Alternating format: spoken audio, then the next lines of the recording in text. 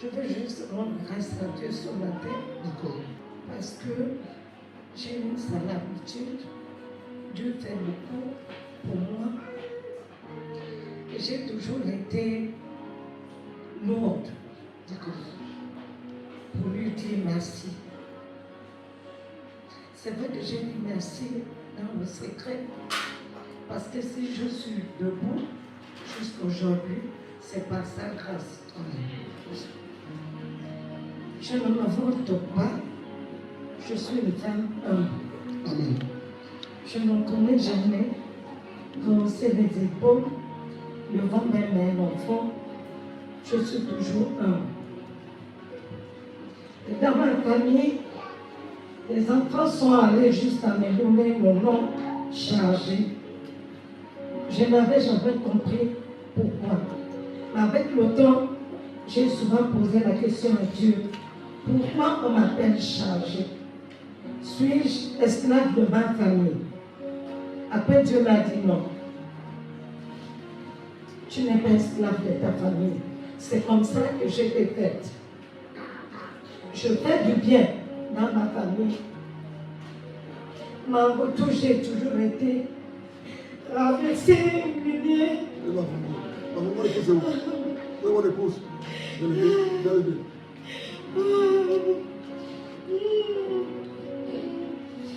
Mais hier, pendant que vous avez commencé le programme Mystery, D'accord. je ne regardais pas jeudi et vendredi. D'accord. D'ailleurs, je n'ai jamais regardé pasteur. D'accord. Je n'ai jamais suivi l'âge islamique depuis que je viens ici. D'accord. Je n'ai jamais regardé. Alors hier, j'avais la cérémonie avec les enfants des agents. Et quand j'ai terminé là-bas, je suis venue m'asseoir au salon. D'accord. Et tout d'un coup, je passe souvent du temps à regarder TikTok. D'accord. À regarder ce qui se passe sur TikTok. J'ai pris mon téléphone hier. Certainement, je voulais encore regarder TikTok. D'accord. C'est comme ça que le Saint-Esprit me conduit dans l'âge du salut. Et je suis tombée sur le programme hier. D'accord. J'ai suivi ça hier jusqu'à 24 heures. Parce que je n'ai pas commencé au même moment que vous. D'accord. Alors quand j'ai pris du début, malgré la fatigue, le Saint-Esprit pouvait me dire, aujourd'hui c'est aujourd'hui, tu regardes jusqu'à la fin. Même si tu es fatigué, même si tu as sommeil, parce que je n'avais pas mangé de toute la journée. Et à un moment, j'ai senti la fatigue en moi. Je suis partie quand même vite à la cuisine me servir. J'ai amené la nourriture, mais je vous assure que je n'ai pas terminé de manger. J'étais avec King pendant qu'il regardait ses dessins. J'étais concentrée. Après le témoignage du papa là-bas. D'accord. Allez, s'il te plaît. Après son témoignage, je pouvais écouter une voix audiblement qui m'a dit, tu sais, tu as vu. Pourquoi tu es Dieu? Et pourtant, je te parle tous les jours. Regarde un exemple. Tu as vu ce temps. Dieu l'a parlé. Lui, il avait demandé une semaine. Que Dieu puisse faire en sorte qu'il raconte le monsieur dont il parlait avant une semaine. Mais regarde le lendemain, il a rencontré le monsieur. Mais toi, je te parle tous les jours. En fait, j'ai le doute. C'est pas le doute, c'est peut-être la honte. Je me dis souvent au risque de témoigner quelque chose qui n'est pas vrai. Mais sinon, Dieu me parle tous les jours. Mais après, je me dis, est-ce que c'est vrai? Donc, je mets le doute devant. Alors, tout d'un coup, j'ai senti mon corps, les choses se sont passées. J'ai bousculé ma tête comme je bousculais aujourd'hui, fort, fort, fort, parce que tout mon corps, à un moment, je ne le ressens pas. Malade de la tête aux pieds. Je vis par la grâce de Dieu. Dieu pouvait me dire, tu fais du bien. à ta famille. Toutes les personnes dans ta famille que tu fais du bien, la plupart te veulent du mal. Ils sont jaloux de toi. Mais toi, tu ne regardes pas ça. Tu fais toujours du bien. Continue à faire du bien. Je vais te guérir. C'est ce qui m'a marqué. Je vais te guérir, mais les membres de ta famille vont mourir. C'est là que je me suis mise à crier. Oh Jésus.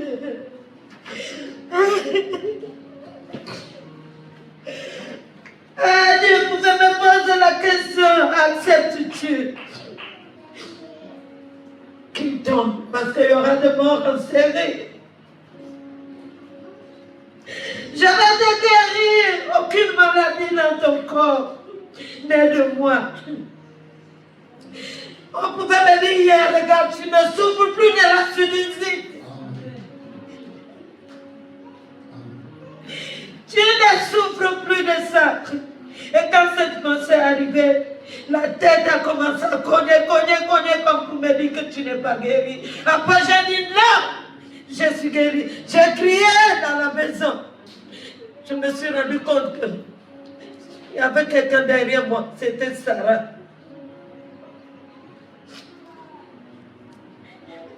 Je suis venue demander aussi pardon à Dieu. Toutes les fois que je n'ai pas écouté sa voix, qu'il me pardonne. Je ne suis rien sans Dieu. Dans ma vie, j'ai été toujours oppressée. À l'âge de 6 ans, j'ai fait une fièvre comme tout le monde, comme tous les enfants peuvent faire. Ma mère, oui, elle peut le témoigner. J'ai commencé à être oppressée depuis mon jeune âge. J'ai fait la fièvre.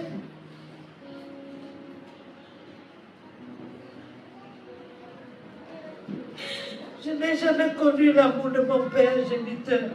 Je ne l'ai pas connu.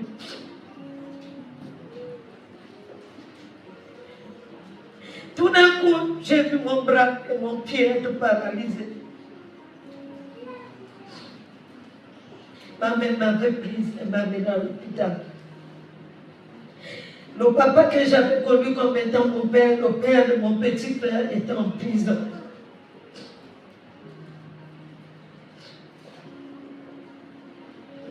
J'avais demandé à aller voir mon père.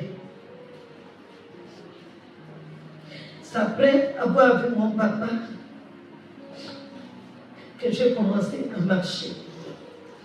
Et depuis longtemps, ça a toujours été comme ça. Je suis toujours accusée, j'ai même été accusée par les enfants. Et tout ça, je garde ça dans le cœur. Mais je n'ai jamais gardé la haine. Je fais toujours du bien. Chaque membre de ma famille qui m'offense, qui me fait du mal, revient toujours chez moi et je fais toujours du bien. Ce matin, parce que je suis venue simplement dire merci à Dieu de m'avoir guéri. Je ne douterai plus. Je ne vais plus jamais douter. Parce que je doute beaucoup. Et je proclame devant Dieu que je suis guéri. Désormais, quand je tenais une grippe, c'était une grippe passagère. Et il pouvait me dire que j'étais guéri de la sinusite. Et tout le reste par-dessus tout. Alléluia. Tu ne souffriras plus.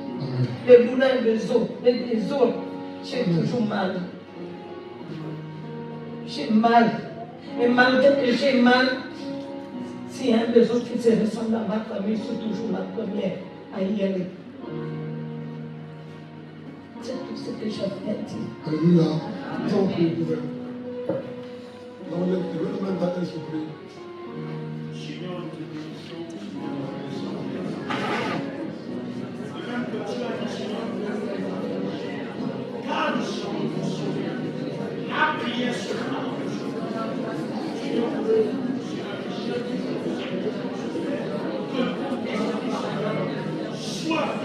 Les yeux sont guéris.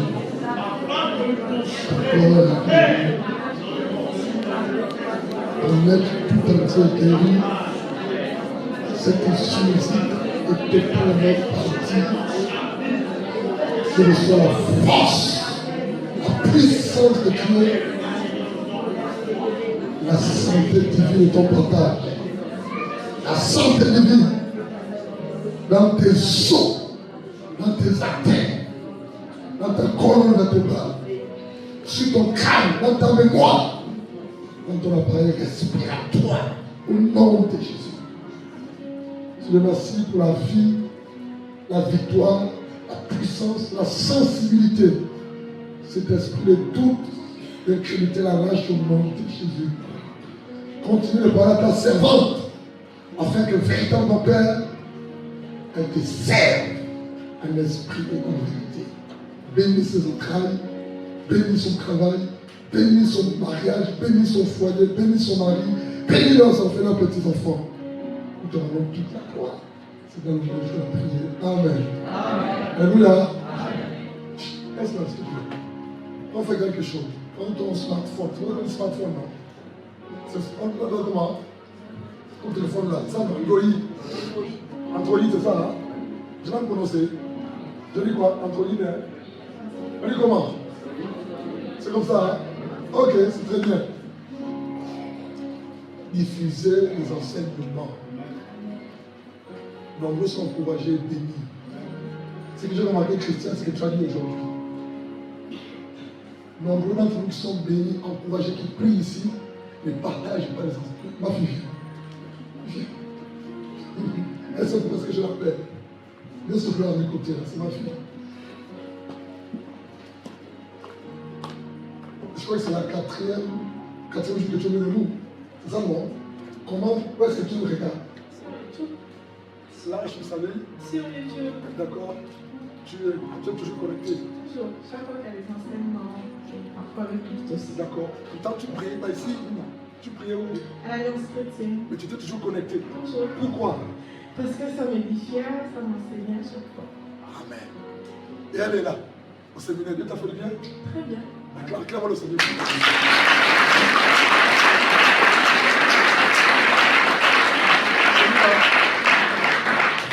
Prends ton téléphone, s'il te plaît. Prends ton téléphone. Prends ton téléphone. Prends ton téléphone. Prends ton téléphone. Je vais le faire, je vais le faire. Prenez le téléphone, je vous prie. Si tu as un ampli, prends-le. Si tu as YouTube, va dans YouTube. Si tu as le forfait, mets l'enseignement du jour. Alléluia. C'est comme statut. Envoie les liens. Pardon? D'accord. Si tu as le forfait, envoie. Alléluia. Diffusez. Diffusez les enseignements. Nombreux sont bénis en toi, n'est-ce pas, Chou? On a des retours. Au Congo, on nous appelle. Les gens appellent pour la prière. Depuis la Chine, les gens appellent pour la prière. La France. Au Cameroun, les gens appellent. Et là, on a décidé de ne plus répondre et prier de manière individuelle. On a tenté de voir si on peut faire un jour, une heure où on prend pour la prière. Les gens qui sont loin à distance. Si on ne peut pas prier individuellement, ça fatigue un peu. Alléluia, il n'y a pas ce temps. Elle, c'est dans YouTube qu'elle nous. Et elle me dit, elle regarde. Alléluia, s'il te plaît, partage les enseignements. Tu pries si tu as honte de partager les enseignements alors que c'est un enseignement qui te bénit, qui t'encourage. Non, il faut. C'est paradoxal. Votre agent, le lieu de la vie là, m'a posé une question un jour. Pasteur Blanchard, je dis oui, pardon. Mais pourquoi est-ce que dans nos églises, les frères et sœurs qui prient ont du mal à mettre enseignement dans l'église, ni mettre enseignement des autres pasteurs à leur loin? Vrai ou faux? C'est la vérité. Pourtant, tu es encouragé, tu es béni, vrai ou faux? Mais si ton statut, on voit peu n'importe quoi sauf l'enseignement de l'assemblée dans laquelle tu pries. C'est quand même paradoxal. Ou bien je parle mal? Je parle mal. Il y en a qui ont honte de le faire. Mais pourtant, tu es là, tu es encouragé, tu es restauré, tu es béni. Je ne comprends pas en fait. C'est Dieu qui t'a conduit hier. Je veux que ton mari regarde souvent. Moi, je sais qu'il regarde souvent. Il est concentré. Je sais, regarde là. Je sais. Il me dit. Alléluia. Amen. S'il vous plaît. Tu es béni dans les enseignements. Bénis les autres. Amen. Acclamons le Seigneur.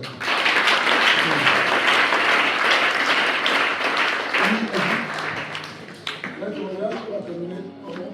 Ta réunion du séminaire, que tu as avec elle. Pour une nouvelle de Dieu. Bon, je me sens un peu la place que tu es.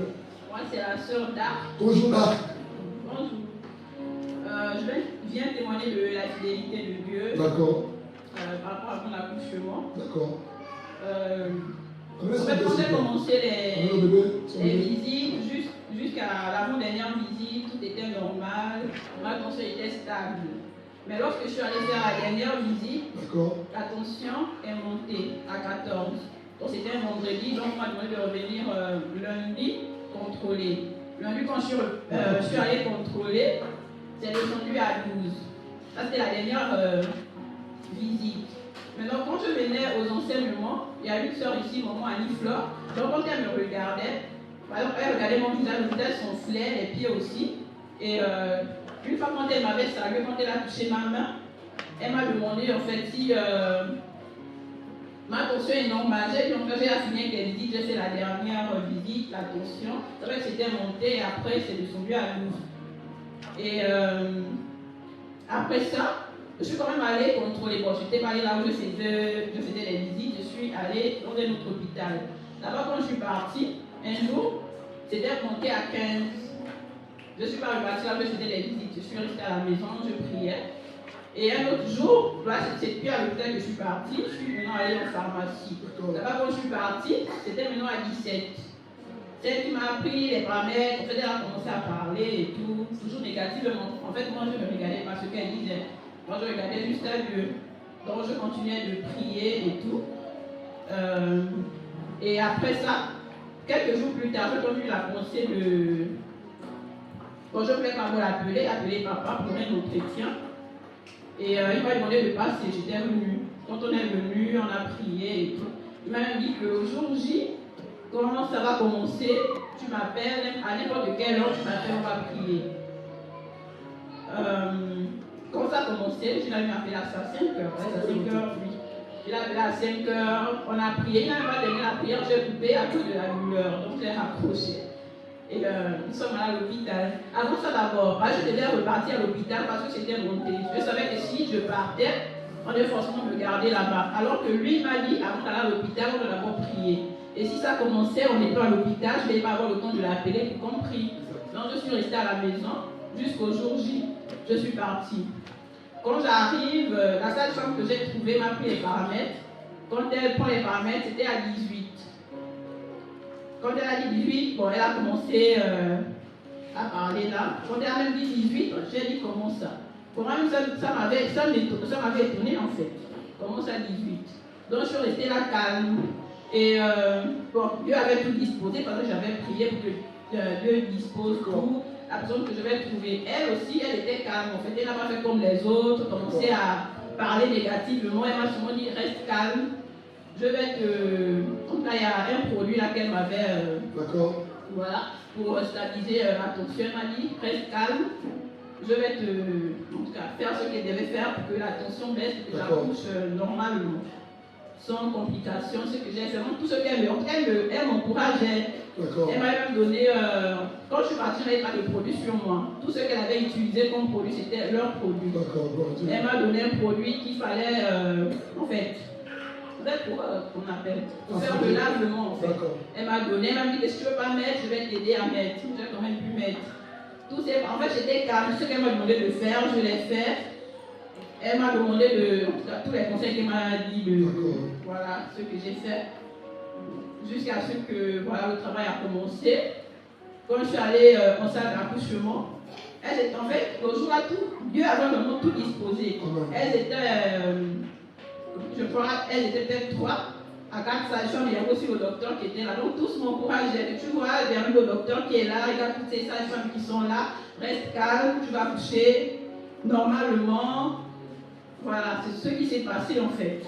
Donc, en fait, je venais, c'était pour témoigner de la fidélité de Dieu parce qu'il a vraiment tout disposé. Parce que dans les mois qui passent, dans les mois passés, je connais une grande soeur, c'est la grande soeur d'une amie qui était enceinte. Elle avait des problèmes de la tension. C'était dans le même hôpital. Parce qu'une fois, quand j'étais arrivée, je l'avais trouvée, elle était venue contrôler la tension. Et quand elle est repartie faire la dernière visite, on l'a gardée. On l'a même opérée, mais malheureusement elle est partie, donc elle est restée. Donc quand je pensais à tout ça là, bon en fait c'est là où l'ennemi voulait m'emmener. Tu as vu, voilà, il y a l'autre qui était dans le même cas, regarde ce qui s'est passé et tout. Il voulait vraiment que, comment je vais disperser dans mes pensées, mais je suis restée sur l'objectif. En fait, j'ai regardé à Dieu, j'ai dit, rien ne va m'arriver en fait. Et avant ça même, j'ai fait un rêve, 2 semaines avant l'accouchement, un rêve là où on me prend pour aller me mettre dans une tombe et on a appelé la pierre. Donc tout ça, en fait, me montrer que j'étais morte, on m'enterrait. Tout ça juste pour me... Ça t'a apparu un peu? Non, en fait, non, j'ai pas eu peur. Ça, j'ai pas vraiment eu peur. Je suis restée parce que je sais que j'ai basé ma confiance. Voilà, justement, je sais que Dieu ne devait pas permettre que de telles choses arrivent. Et quand c'est arrivé, c'était à 24 heures, je me suis réveillée, on a prié avec le frère. Et dans la même nuit, quand je me suis endormie, il y a une voix en fait qui m'a parlé. La voix me disait, maintenant tu peux aller évangéliser. Et si cette voix m'a demandé d'aller évangéliser, c'est pas pour qu'après je meure. Si la voix m'a demandé, c'est que c'est Dieu qui m'a demandé d'aller évangéliser. Aller évangéliser, ça allait témoigner de sa grandeur, de sa fidélité, de ses bienfaits. Voilà en fait. Donc je n'ai pas eu peur et tout. Voilà, j'ai bien accouché, on m'a pas opéré, et puis voilà, je suis vivante, ma fille est vivante. Alléluia. Voilà. Acclamons le Seigneur.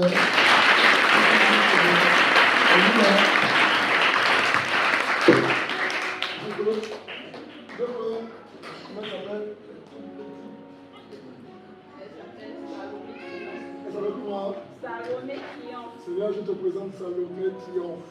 Vous avez un nom compliqué, hein? Salomé Triomphe. Alléluia. Bénissons Salomé Triomphe. Bénissons-la. Seigneur, nous te bénissons, Seigneur, la vie de cet enfant. Nous laisse Salomé Triomphe de la puissance. De même que Seigneur, avec les amis de la population, Seigneur, de même que Seigneur a fait un enfant de cette paix. Père, Seigneur, de la vie de cet enfant, Père, prophétique, Père.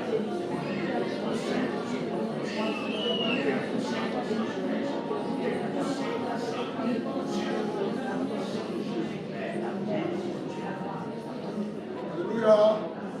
Alléluia. C'est la Salomé Triomphe. La princesse de l'éternel. Alléluia.